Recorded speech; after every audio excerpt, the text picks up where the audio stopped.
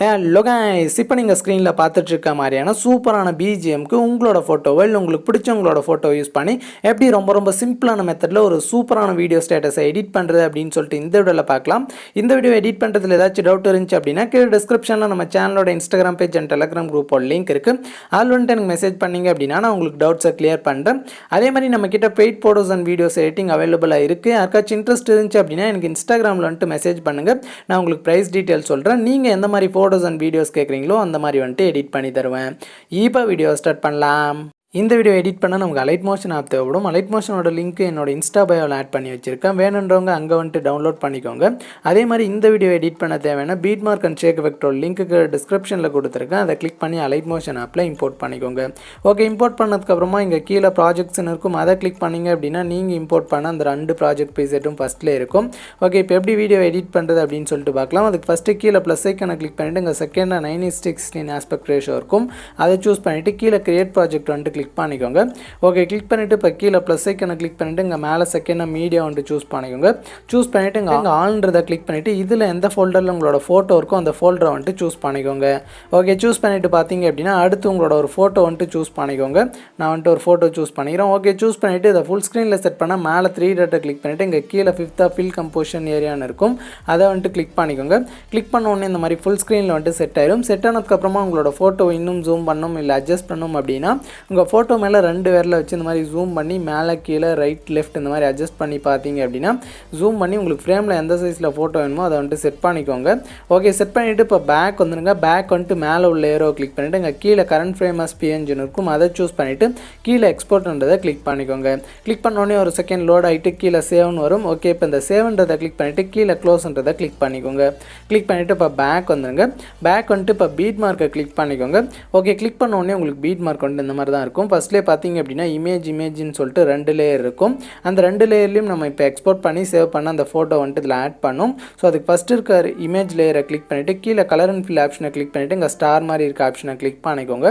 Okay, click பண்ண உடனே மேலே பார்த்தீங்க அப்படின்னா நம்ம லாஸ்ட்டாக நீங்கள் எந்த ஃபோல்டர் சூஸ் பண்ணீங்களோ அந்த ஃபோல்டர் நேம் இருக்கும். அதை கிளிக் பண்ணிவிட்டு ஃபஸ்ட்டு ஆல்ன்ற ஃபோல்டரை வந்துட்டு சூஸ் பண்ணிக்கோங்க.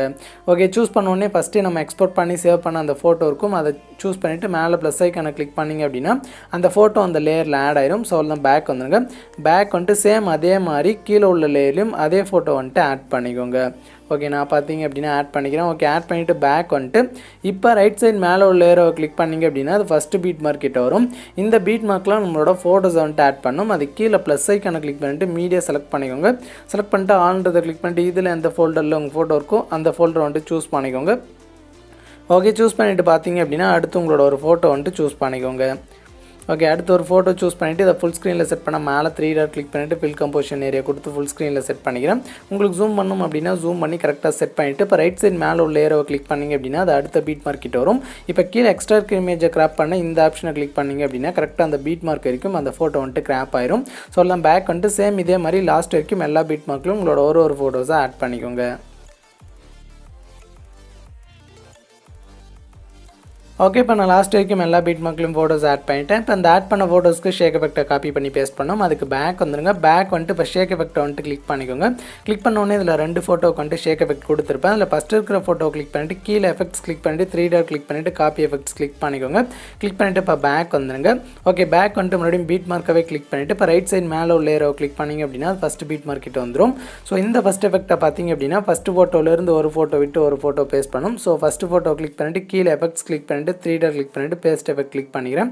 கிளிக் பண்ணிவிட்டு பேக் வந்துடுறேன். பேக் வந்துட்டு அடுத்து ஒரு ஃபோட்டோ விட்டு ஒரு ஃபோட்டோ இந்த மாதிரி பார்த்தீங்க அப்படின்னா இந்த எஃபெக்ட் வந்துட்டு பேஸ்ட் பண்ணிக்கோங்க. ஓகே, பேஸ்ட் பண்ணிவிட்டு பார்த்தீங்க அப்படின்னா பேக் வந்துடுங்க. பேக் வந்துட்டு மறுபடியும் ஷேக் எஃபெக்டாகவே கிளிக் பண்ணிக்கோங்க. கிளிக் பண்ணிவிட்டு இப்போ செகண்டாக இருக்கிற ஃபோட்டோவில் உள்ள எஃபெக்ட்டை பார்த்தீங்க அப்படின்னா முன்னே காப்பி பண்ண மாதிரி காப்பி பண்ணிக்கோங்க. ஓகே, காப்பி பண்ணிவிட்டு மறுபடியும் பேக் வந்துட்டு பீட் மார்க்காகவே கிளிக் பண்ணிக்கோங்க. கிளிக் பண்ணிவிட்டு இப்போ ரைட் சைட் மேலே உள்ள ஏரோ கிளிக் பண்ணிவிட்டு அப்படியே கொஞ்சம் கீழே ஸ்க்ரோல் பண்ணிங்க அப்படின்னா இங்கே நம்ம ஆட் பண்ண ஃபோட்டோஸ்லாம் இருக்கும். ஸோ இந்த செகண்ட் எஃபெக்ட்டை பார்த்தீங்க அப்படின்னா 2 ஃபோட்டோக்கு தான் பேஸ்ட் பண்ணுற மாதிரி இருக்கும். செகண்ட் ஃபோட்டோ அடுத்து 3rd ஃபோட்டோ விட்டு 4th photo. So first second photo click பண்ணிவிட்டு கீழே எஃபெக்ட்ஸ் கிளிக் பண்ணிவிட்டு 3 டாட் கிளிக் பண்ணிவிட்டு பேஸ்ட் எஃபெக்ட் கிளிக் பண்ணிக்கோங்க. கிளிக் பண்ணிவிட்டு பேக் வந்துடுங்க. பேக் வந்துட்டு 3rd ஃபோட்டோ விட்டு 4th ஃபோட்டோ. ஸோ இதுக்கும் பார்த்தீங்க அப்படின்னா இந்த எஃபெக்டை பேஸ்ட் பண்ணிட்டு பேக் வந்துடுங்க.